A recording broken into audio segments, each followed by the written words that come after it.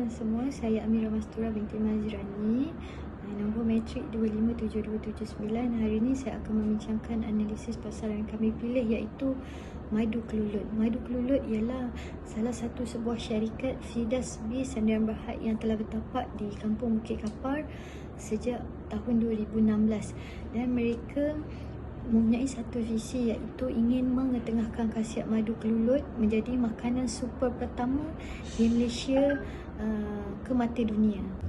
Oleh itu, bagi mencapai matlamat visi tadi, mereka telah bekerjasama dengan 100 orang penternak di seluruh Malaysia dengan kadar pengeluaran sebanyak 1 tan sebulan. Mereka juga telah menggajikan sebanyak 50 orang pekerja sepenuh masa serta 25 orang separuh masa.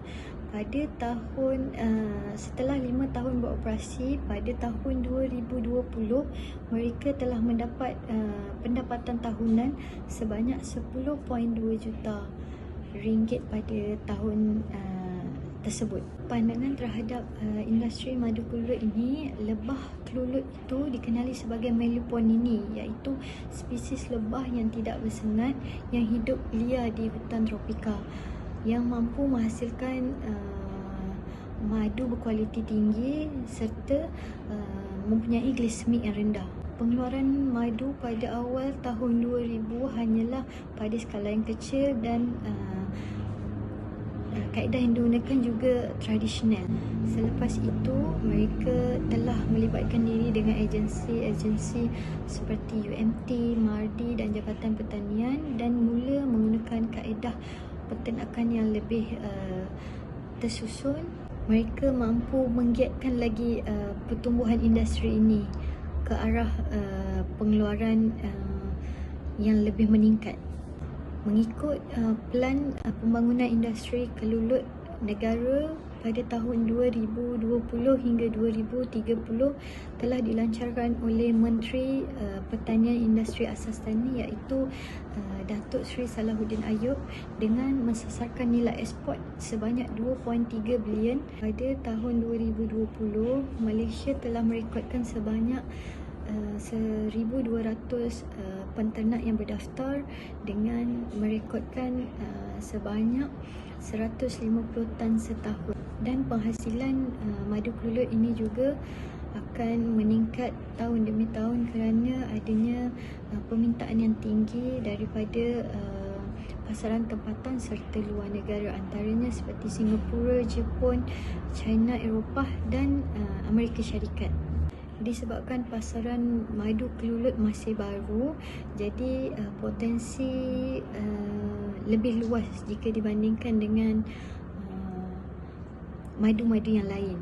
Tapi dengan kurangnya pengeluar dan pesaing serta memerlukan iklim untuk peternakan yang khusus, maka dalam 10 tahun akan datang, kami percaya Malaysia mampu mendominasikan madu kelulut ini di masa akan datang. Nama saya Nursyada binti Azman. Saya akan bentangkan topik berkenaan dengan keperluan pasaran bagi madu lebah kelulut dan juga cadangan jualan yang unik untuk madu lebah kelulut. Okey, seperti yang kita tahu, pada hari ini madu lebah kelulut dah menjadi permintaan ramai orang, dan kita lihat ia sudah menjadi satu keperluan dalam kehidupan seharian kita, di mana kalau kita nak minum air, kita mesti campur dengan madu sikit, dan kalau kita nak makan roti, kita akan sabukan dengan roti sikit, dengan madu sikit. Ini kerana dia katakan madu lebah kelulut menjadi amat terkenal kerana mempunyai pelbagai khasiat bagi kepada yang mengamalkan lebah kelulut ini. Dan kalau kita melihat melalui daripada pasaran dekat Malaysia, madu lebah kelulut ini berpotensi mencapai anggaran jualan maksimum, iaitu ringgit Malaysia 3.03 bilion setahun, dan jualannya akan terus berkembang dan maju pada masa hadapan. Perkara ini boleh dibuktikan melalui daripada salah seorang usahawan yang pernah ditemu bual, iaitu usahawan yang bernama Nur Izzati Zulkifli yang berumur 25 tahun, dan dia ni memang tak ada experience dalam menjual dalam bisnes lah, dan dia pun tak pernah menjual madu kelulut. Ini adalah dia punya first experience, dan dia boleh mendapat hasil jualan madu lebah kelulut purata antara 3,000 hingga 8,000 sebulan. Dan madu kelulut ni pun dia akan dianggarkan akan mendapat lebih lagi permintaan yang lebih lagi tinggi lagi daripada sekarang ni di masa hadapan. Seterusnya iaitu cadangan jualan unik. Cadangan jualan unik, kalau melalui daripada laman web Alibaba yang saya telah kaji dan saya telah tengok, jualan unik yang mereka tetapkan dalam laman web Alibaba ialah mereka menjual dalam pukal banyak, dan diorang tawarkan menjual dengan harga. Assalamualaikum warahmatullahi wabarakatuh dan salam sejahtera. Saya Muhammad Syed Faizal bin Muhammad Iqbal, 257544. Saya akan terangkan mengenai analisis persaingan dan juga analisis pelanggan bagi syarikat Daisy B Sdn Bhd untuk sebelum kami memasarkan produk dalam platform internet iaitu Alibaba. Jadi sebelum itu saya akan terangkan apa itu analisis persaingan secara ringkas. Analisis persaingan adalah tinjauan landscape untuk mengetahui apa yang dilakukan oleh pesaing. Tujuannya adalah untuk memahami pesaing supaya dapat merancang aktiviti perniagaan dengan sewajarnya. Analisis ini dia membantu untuk mengenal pasti bidang di mana ada kekurangan atau kemajuan syarikat sehingga dapat memahami di mana tahap syarikat ini berada, iaitu di mana syarikat Daisy B ini berada dalam industri perniagaan. Jadi syarikat Daisy B telah meneliti platform internet yang besar iaitu Alibaba.com untuk memasarkan produk madu kelulut ini. Jadi kajian telah dibuat untuk mendapatkan maklumat mengenai pesaing, perbezaan serta persamaan produk yang ada dalam platform tersebut sebelum kami memasarkan produk kami iaitu madu kelulut itu. Jadi hasil kajian mendapati ada 4 syarikat yang menjual madu kelulut dalam platform Alibaba. Jadi ada 3 syarikat daripada negara Malaysia dan juga 1 daripada luar negara iaitu daripada negara China. Jadi berdasarkan produk ini kami menyelidik pengeluaran, hasil, harga produk tersebut, bagaimana pasaran produk dan kadar pertumbuhan bagi produk ini. Jadi kami dapati ia dibagikan kepada 2 tujuan, iaitu untuk kosmetik, iaitu madu kelulut ini digunakan bagi tujuan kosmetik dan juga bagi makanan tambahan untuk kesihatan badan iaitu suplemen. Jadi seterusnya adalah persaingan analisis pelanggan. Jadi saya akan terangkan secara ringkas apa itu analisis pelanggan. Analisis pelanggan adalah satu bahagian penting untuk kita mendapat sedikit sebanyak maklumat mengenai kepada siapa ataupun sasaran pelanggan kita. Jadi analisis pelanggan adalah bahagian utama dari setiap rancangan pemasaran.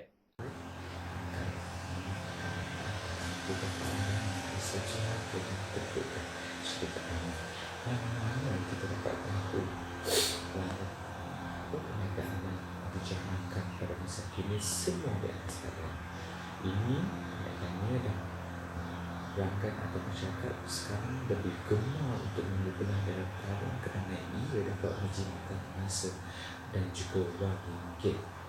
Kerana ini menyebabkan mereka mungkin mudah tertarik menarik dengan barang-barang yang ditawarkan. Kami madu kelulut dijual dengan harga mampu milik, iaitu lebih rendah bagi masyarakat madu yang lain walaupun barang yang digunakan adalah sama. Madu keluluk kami yang dihasilkan dibuat daripada bahan berkualiti walaupun dijual pada harga yang lebih rendah kepada para pelanggan. Kami memenuhi semua standard kualiti yang tinggi untuk menjadikan madu keluluk kami lebih mampan dan mendapat kepercayaan pelanggan. Selain itu, strategi pemasaran kami yang digunakan adalah amat tegas daripada segi penjualan, yang mana madu keluluk kami seperti yang saya beritahu tadi, dijual pada harga yang lebih rendah, pastinya akan berjaya kerana ia merupakan satu keperluan dan sangat diperlukan oleh para pelanggan. Ini membuatkan pelanggan mengetahui madu keluluk kami yang dihasilkan adalah terbaik dari segi khasiat dan juga pastinya akan memberikan pelanggan itu membeli dengan semula jadi, dan kerana kualiti yang kami keluarkan itu adalah amat terjamin. Manakala kawasan yang kami usahakan masih lagi mempunyai beberapa syarikat dan kelompok syarikat itu mempunyai persaingan yang sangat dekat, namun kami tak perlu risau dan kami mengetahui para pelanggan kami akan kekal bersama kami kerana mengetahui kebesaran ataupun mutu kualiti yang madu kami keluarkan. Manakala daripada strategi promosi pula, kami promosi merupakan salah satu faktor penting dalam menjadikan suatu barang kami ataupun barang lain mudah dikenali. Dengan munculnya pemasaran yang tidak kira sama ada kami mengiklankan atau mempromosikan produk itu, ia juga dikenali sebagai strategi promosi. Dalam strategi promosi ini kami membuatkan pelanggan kami tahu apa yang kami jual di platform media sosial.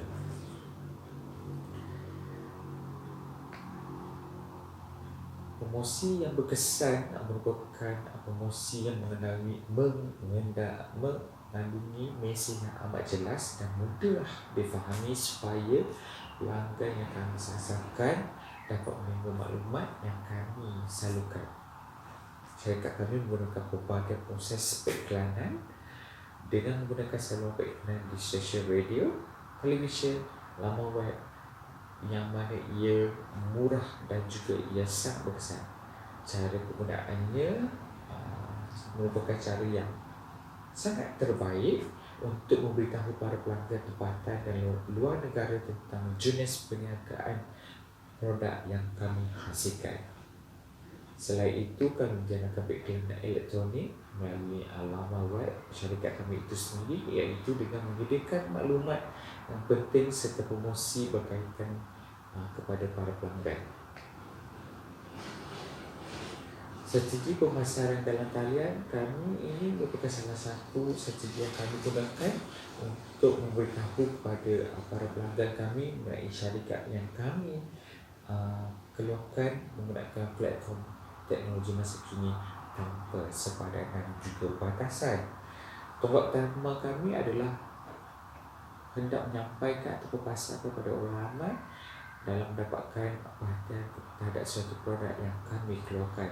Selain itu, dengan adanya pemasaran talian ini, kami boleh mencari pelbagai sumber platform pemasaran yang ada daripada sumber percuma sehingga berbayar.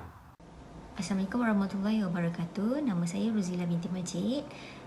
Saya akan menerangkan part strategi pemasaran di dalam talian bagi syarikat kami yang memasarkan madu kelulut. Bagi kami, nilai pemasaran digital ni sangat penting sebab ianya adalah salah satu cara untuk memenangi hati pelanggan dan adalah penting untuk memastikan ketidakpuashatian daripada seseorang pelanggan tu sahih atau tidak, atau diorang ni hanya sekadar scammer atau nak main-main dengan kita atau nak menjatuhkan kita. Antara strategi pemasaran kami adalah melalui media sosial. Sekarang ni kalau kita tengok, memang setiap hari orang akan menghabiskan masa berjam-jam di hadapan media sosial. Jadi kita tidak boleh, bagi pihak kami tidak boleh melepaskan peluang ini untuk menembusi pasaran dengan mengupload atau memaparkan kami punya konten, post, produk madu kelulut ini, information tentang madu kelulut ini secara kerap. Apabila kami memuat turun secara kerap di dalam media sosial, ianya secara tidak langsung memberi kesedaran tentang produk kami. Melalui media sosial ni dapat membina komuniti, dapat maklum balas secara direct dengan pengguna, iaitu pengguna-pengguna kami yang tidak menggunakan aplikasi khas atau laman web kami. Melalui media sosial ni dapat membina komuniti, dapat maklum balas secara direct dengan pengguna, iaitu pengguna-pengguna kami yang tidak menggunakan aplikasi khas atau laman web kami. Okey, tadi merupakan strategi pemasaran pertama, iaitu melalui media sosial. Okey, seterusnya kita menggunakan strategi pemasaran melalui perdagangan mudah alih. Okey, terdapat 3 cabang di bawah perdagangan mudah alih ni.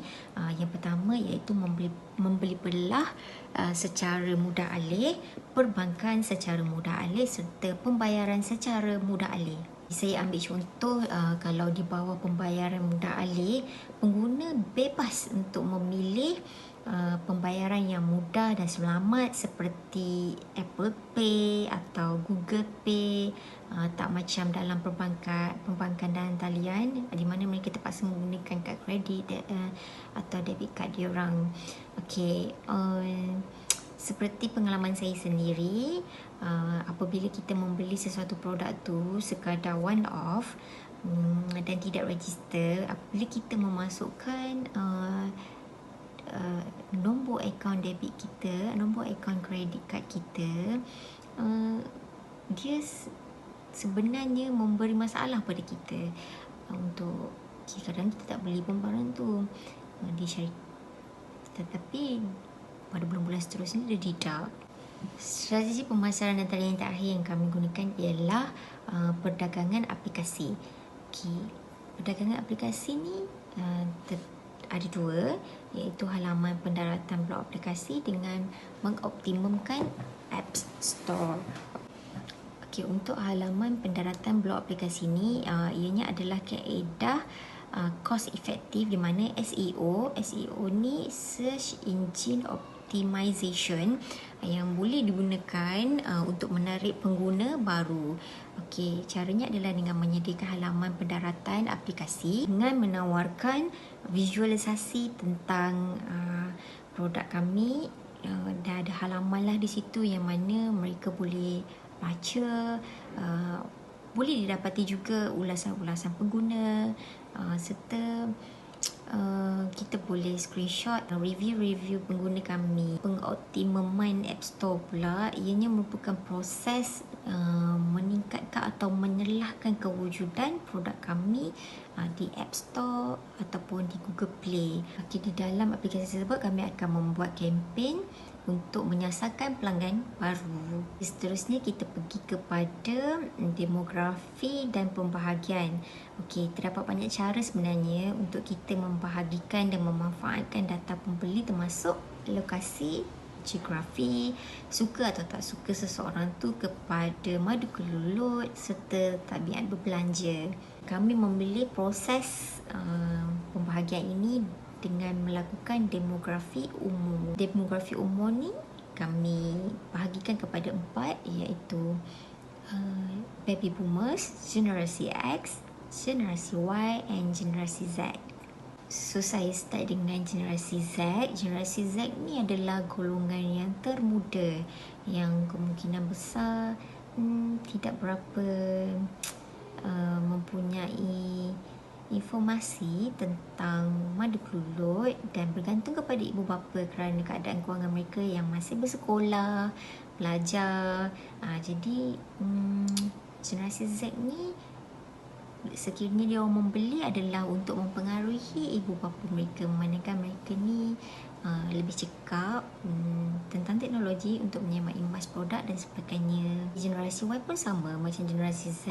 Diorang ni adalah golongan yang membentuk persepsi dan berinteraksi dengan perniagaan di media sosial yang boleh membawa kepada perubahan besar dengan pelbagai cara untuk madu kelulut. Kita pergi kepada generasi X. Generasi X ni adalah yang menduduki jawatan-jawatan yang tinggi di bahagian korporat, yang orang kata middle age,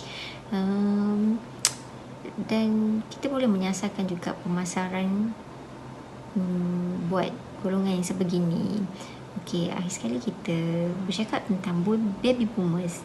Akhir sekali kita bercakap tentang baby boomers. Baby boomers ni kita sedia maklum berusia 35 ke 50 tahun dan ke atas, yang sudah 50 tahun ke atas begitu. Diorang ni orang golongan yang menjaga kesihatan. Jadi madu kelulut ni adalah salah satu produk yang mencantikkan kulit, yang mengurangkan kedutan, yang memberi vitamin di dalam badan. Jadi golongan ni sangat memerlukan madu kelulut, dan information diorang pun lebih meluas tentang madu kelulut. Jadi sangat pentinglah golongan-golongan ini untuk pemasaran kami. Kita pergi kepada generasi X. Generasi X ni adalah yang menduduki jawatan-jawatan yang tinggi di bahagian korporat, yang orang kata middle age. Kita boleh menyasarkan juga pemasaran buat golongan yang sebegini. Akhir sekali kita bercakap tentang baby boomers. Baby boomers ni kita sedia maklum berusia sudah 50 tahun ke atas begitu. Diorang ni orang golongan yang menjaga kesihatan. Jadi madu kelulut ni adalah salah satu produk yang mencantikkan kulit, yang mengurangkan kedutan, yang memberi vitamin di dalam badan. Jadi golongan ni sangat memerlukan madu kelulut, dan information diorang pun lebih meluas tentang madu kelulut. Jadi sangat pentinglah golongan-golongan ini untuk pemasaran kami. Selain daripada demografi umur, kami juga mengambil kira tentang demografi lokasi. Okey, untuk Alibaba sendiri yang bertempat di Hangzhou, iaitu headquarters diorang berada di sana. Kami dapati terdapat juga di Hangzhou yang mengeluarkan madu kelulut ni. Jadi kami kena sedarlah tentang persaingan yang berlaku di keliling kami, dan tidak boleh terlalu selesa memandangkan HQ sendiri berada dekat dengan pengeluar madu kelulut. Assalamualaikum warahmatullahi wabarakatuh. Seterusnya saya Faizatul Afizah binti Muhammad Shah. Nombor kad pelajar 257318 akan menerangkan berkaitan target market ataupun sasaran pasaran.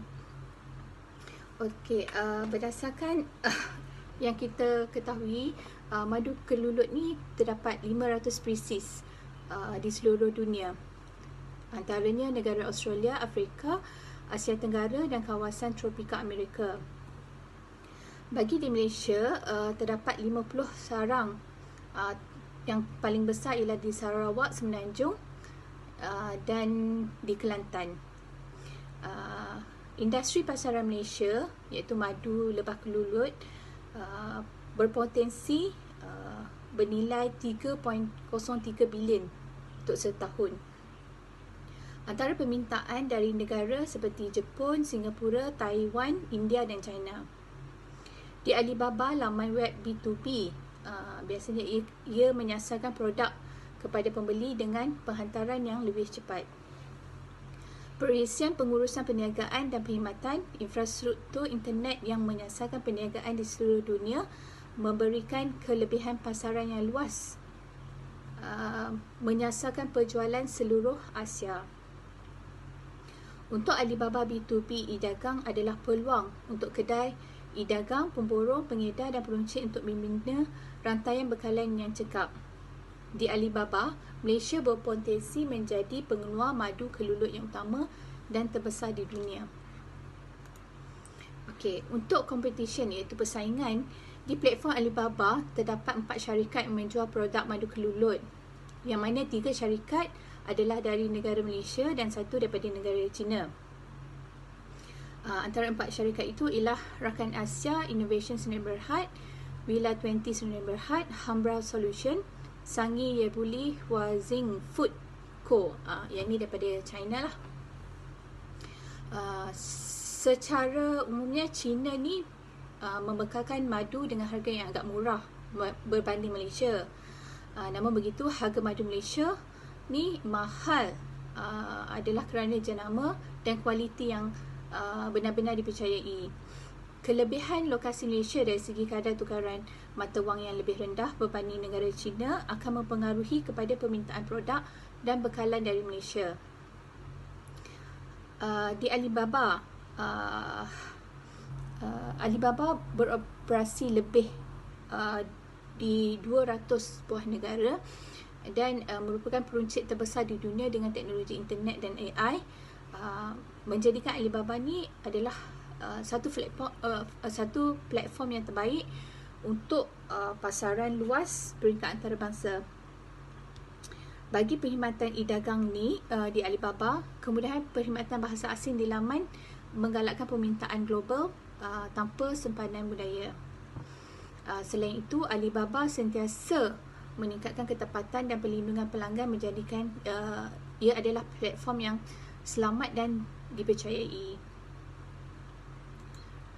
Seterusnya ialah halangan kemasukan. Okey, di dalam platform Alibaba, halangan perdagangan daripada negara lain yang paling dekat ialah China. Halangan ini direka bentuk ialah bagi melindungi pengeluar domestik daripada pembekal luar negara yang lebih murah, dan ia boleh dalam bentuk halangan tarif atau bukan tarif untuk berdagang. Manakala duty custom ke atas import barangan dipanggil tarif. Tarif memberi kelebihan harga kepada barangan keluaran tempatan berbanding barangan serupa yang diimport dari luar negara. Halangan fizikal atau budaya antara rakan kongsi perdagangan. Katakan kita ingin menghantar hasil produk ke luar negara, tetapi kos menyimpan untuk jangka masa yang lama adalah terlalu mahal. Dalam kes ini, jarak antara kedua-dua negara akan membentuk satu halangan semula jadi untuk perdagangan. Satu lagi sekatan semula jadi ialah halangan bahasa dan budaya. Biasanya pemilik perniagaan yang tidak dapat berkomunikasi dengan cekap atau bergelut dengan rundingan akan menghadapi kesilapan atau salah tafsir butiran pesanan pembeli. Okey, seterusnya ialah halangan tarif perdagangan yang dikenakan oleh sesebuah negara ke atas barangan import, iaitu dalam bentuk cukai melibatkan permintaan belian dari luar negara. Halangan perdagangan tarif perlindungan ini reka untuk melindung peniaga domestik dan menghalang masyarakat daripada mengimport barangan luar secara luas. Ketiga ialah halangan bukan tarif berkaitan dengan kuota import. Sekatan perdagangan boleh menghadkan kuota import, menghalang pengilang luar negara daripada mengeksport volume tinggi barangan ke negara lain. Contohnya madu kedulut ni lah. Kalau dia ada kota import ataupun jumlah kuantiti yang dibenarkan.